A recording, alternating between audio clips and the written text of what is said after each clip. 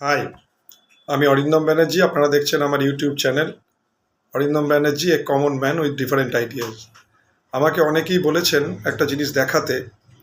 Normally পড়াতে গেলে board লাগে, একটু পেন লাগে, মুখে মুখে ঠিক এরম বলে তো হয় না। আর আমি এভাবে ঠিক অভ্যস্তও নই, তবে আমি চেষ্টা করছি। যারা নতুন, দেখুন আমার ভিডিও যারা খুব জ্ঞানী মানুষ তারা তো আর দেখছেন না। যারা প্রচুর টাকা প্রফিটে আছেন এবং জ্ঞানী আছেন তাদের জন্য আমি ভিডিওগুলো করছিই না। আমি রয়ে যাব চিরকাল হেরে যাওয়া বিজিতর দলে। যারা একটু বোকা মানুষ, স্টক মার্কেটে লস টস হচ্ছে, তারা আমার ভিডিও দেখলে হয়তো লসটা একটু কম হতে পারে। প্রফিটের কথা তো আলাদা, কিছু প্রমাণ করারও নেই। আর আমি দেখেছি আমার ভিডিও প্রায় 29,000 ভিউ হয়েছে, হাজার দেড়েক জন লোক লাইক করেছেন। প্রত্যেকটা ভিডিও করে 200 জন তো লাইক করেন। আমি যখন ভিডিও করব ঠিক করেছিলাম, আমার স্টুডেন্টরা যখন আমাকে রিকোয়েস্ট করেছিল, আমি ভেবেছিলাম আমার ভিডিও যদি 2-3 জনের কাজে লাগে তাহলে আমি খুব খুশি হব। তা যারা দেখছেন সবাই লাইক না করলেও যদি 200 জন লোকও লাইক করেন তাহলে আমার দায়বদ্ধতা অন্তত 200 জনের প্রতি তো আছেই। আর প্রায় 1,500-এর ওপরে আমার সাবস্ক্রাইবার, তাহলে তাদের প্রতি দায়বদ্ধতা রেখেই আমি এই ভিডিওগুলো করছি। যাদের প্রচুর জ্ঞান তাদের জন্য শুভেচ্ছা রইল। আমি হিংসুটে মানুষ নই, আপনারা আরও প্রফিট করুন, কিন্তু মনে রাখবেন আমি যেটা চেষ্টা করছি সেটা সাধারণ খুব বোকাশোকা লোকদের জন্য, যারা শেয়ার মার্কেট একটু লড়াই করার চেষ্টা করছেন। যারা প্রফিটে আছেন থাকুন, কিন্তু মনে রাখবেন এই ব্যবসার কোনো তো রিটায়ারমেন্ট নেই। চুল যত পাকবে, বয়স যত বাড়বে, অভিজ্ঞতা বাড়বে। আমার বয়স অনেকটাই হলো, তাই নিশ্চয়ই 25 থেকে 30-এর বা 35-এর উদ্যম আমার মধ্যে থাকবে না। আমি এইটুকুনি বুঝেছি যে শেয়ার মার্কেটে কন্টিনিউয়াস প্রফিট করা যায় না। ভালো স্টক কিনে রাখলে একদিন সুন্দর দাম পাওয়া যায়। ট্রেডিং করে অবশ্যই কিছু ইনকাম করা যায়, বাট ট্রেডিংটা একটা কন্টিনিউয়াস প্রসেস হতে পারে না, এটা আমি জানি। তবে যারা ট্রেডিং করে প্রফিট করছেন খুব ভালো। আমার স্টুডেন্টরা কমেন্টগুলো পড়ে আমাকে মাঝে মধ্যে বলে, আমি শুধু এটুকুনি বলতে পারি, যারা ট্রেড করছেন ভালো। আমরাও 2003 সাল থেকে 2007 সাল নিজেদের ভগবানই ভাবতাম, এবং ভাবতাম যে আমরা যা করছি তাই ঠিক। সময় আমাদের বুঝিয়েছে, শেয়ার মার্কেট আমাদের বুঝিয়েছে, আমাদের হাম্বল হতে শিখিয়েছে, বিনয়ী হতে শিখিয়েছে। আমরা বুঝেছি স্টক মার্কেটের যে সাফল্য, এটা কন্টিনিউয়াস ধরে রাখা সম্ভব নয়। বয়স অনুযায়ী মানুষের মনের পরিবর্তন হয়। আমি আমার মতো চেষ্টা করছি। আর আমি আজও বিশ্বাস করি যে স্ক্যাল্পিং মানে খুব দ্রুত অনেকগুলো কোয়ান্টিটির কিনে তাড়াতাড়ি বেরিয়ে যাওয়া, বা হেভি কোয়ান্টিটি যারা ট্রেড করেন তাদের পক্ষে মোবাইলে ট্রেড করা একটু অসুবিধাজনক।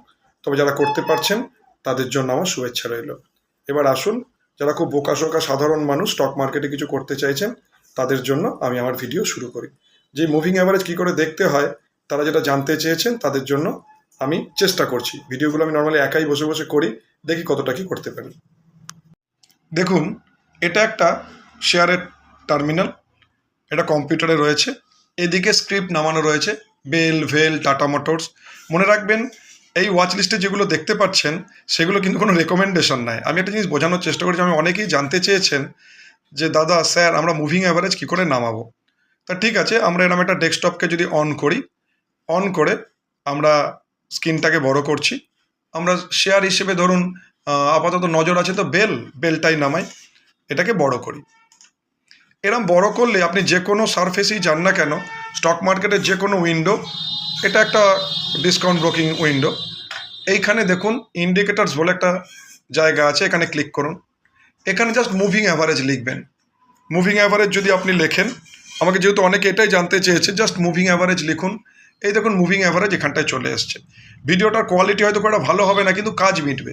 এই মুভিং অ্যাভারেজটাকে যদি আপনি পরপর 3বার বা 4বার ক্লিক করেন, পাশে এখানে এরমভাবে খুলে যায়।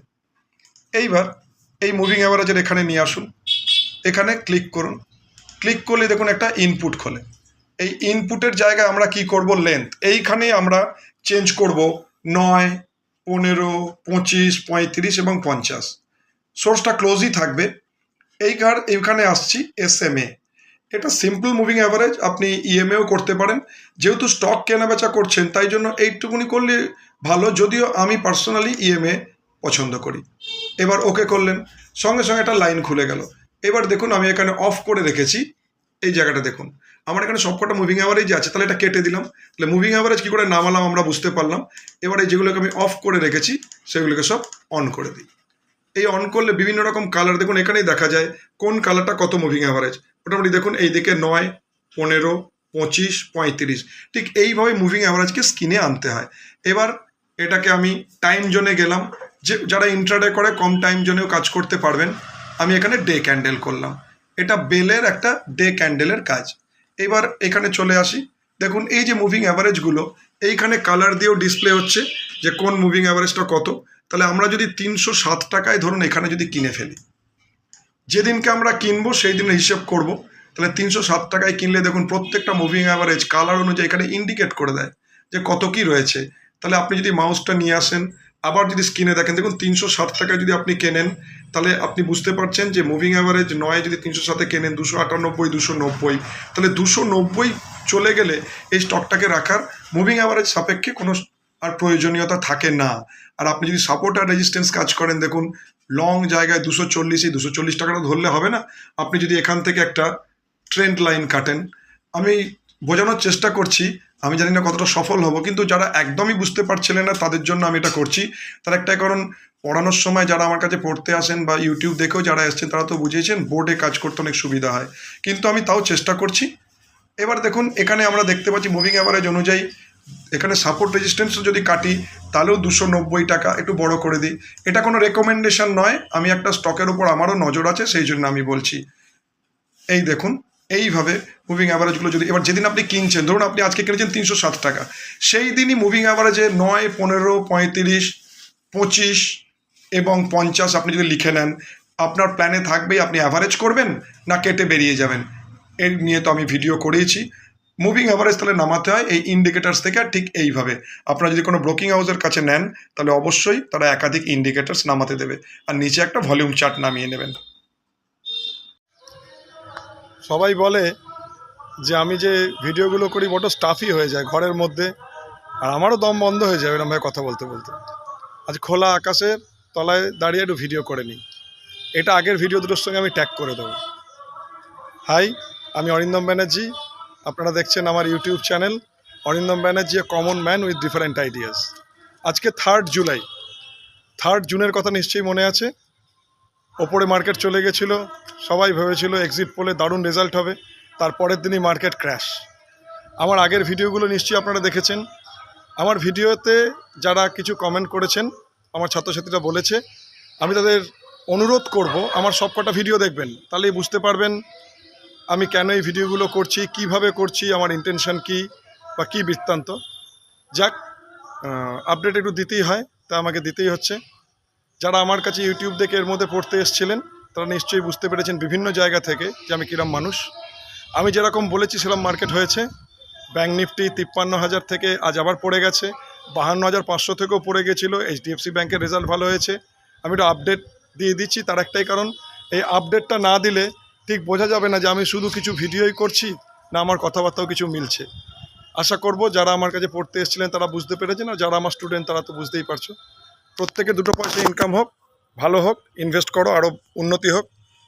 একটা কথাই যেটা বলার, এটা কালনা স্টেডিয়াম, এটা এইখানে আমি ছোটোবেলায় খেলেছি, আমি একজন প্লেয়ার ছিলাম, ফুটবল ক্রিকেট দুটোই খেলেছি। এই মাঠে এলে আমার মন ভালো হয়ে যায়। আজকে এসেছি, তার একটাই কারণ, ইউটিউবে যা কিছু বলেছি সেগুলো যখন ধীরে ধীরে মিলছে।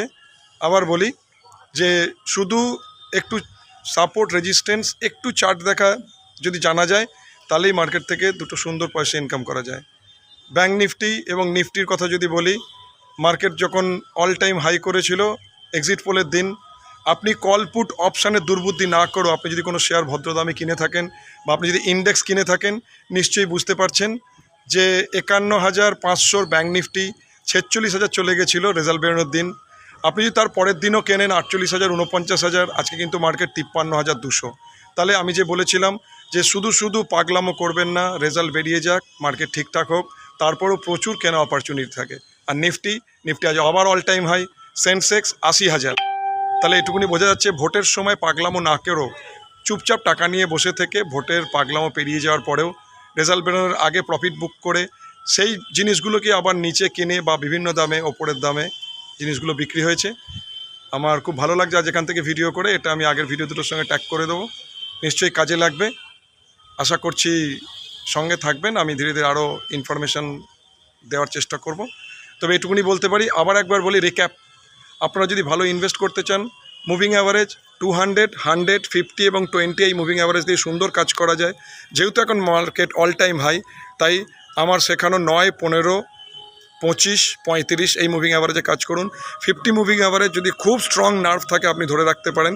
যেহেতু মার্কেট ওপরে রয়েছে তাই মাঝে মাঝে প্রফিট বুকিং করা একটা আর্ট। এর বেশি আজ আর কিছু বলছি না। ভালো থাকবেন, একসাথে চলার চেষ্টা করুন। আর একটা কথা আবার বলি, মার্কেটে একা কাজ করার চেষ্টা করবেন না। আমি কোনো হোয়াটসঅ্যাপ বা টেলিগ্রাম গ্রুপে যোগ দিতে বলছি না, কিন্তু নিজেদের মধ্যে একটা কমিউনিটি তৈরি করার চেষ্টা করুন। বাঙালিদের শেয়ার মার্কেট কমিউনিটি নেই। নিজে নিজে ট্রেড করা ভীষণ কষ্টের ব্যাপার, খুব মানসিক স্ট্রেস লাগে, বলার কোনো মানুষ থাকে না। তাই জন্যই বলার ঠিক করুন। 2-3 জন বন্ধু বান্ধব যারা একে অন্যের সঙ্গে আলোচনা করতে পারবেন। মনে রাখবেন, প্রফিটের কথা গোপন রাখতেই পারেন, কিন্তু লসের কথা বললে চাপ অনেক কমে যায়। অ্যানালিসিস, মানি ম্যানেজমেন্ট, সাইকোলজি আর স্ট্র্যাটেজি, এই আমার 4টে স্তম্ভ শেয়ার মার্কেটের। তার মধ্যে স্ট্র্যাটেজি এবং চার্ট রিডিং, অ্যানালিসিস তো থাকবেই। নিফটি, ব্যাঙ্ক নিফটির আমি যেরকম বলেছিলাম সেরকম তো চলছে। আমি আবার বলছি, আমি জ্যোতিষী নই। ছবি আমাকে যা দেখায় আর আমার এত বছরের অভিজ্ঞতা আমাকে যে ধারণাটা দেয় আমি সেটাই বলি। তাতেই যদি আমার ছাত্রছাত্রীদের প্রফিট হচ্ছে আমি এতে খুশি। সঙ্গে থাকুন। টাটা।